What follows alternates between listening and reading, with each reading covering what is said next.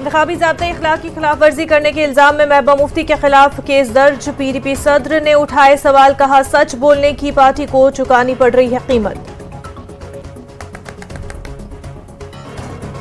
महबूबा के खिलाफ केस दर्ज करने पर इल्तिजा मुफ्ती ने किया इजहार बरहमी, कहा पार्टी वर्करों को OGW कहने की न करें हिम्मत। मरकजी हुकूमत ने की पोलिंग की शरह कम रखने की कोशिश, FIR एक धमकी मगर नहीं खड़े करेंगे हाथ।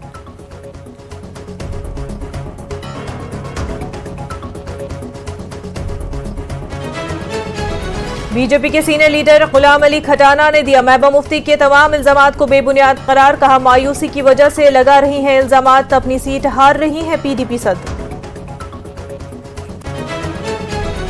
बारामूला पुलिस ने जमानत पर रिहा लश्कर तैयबा के दहशतगर्दों के माउन पर नस्ब की GPS ट्रैकिंग, नकलो हरकत पर रखी जाएगी नजर।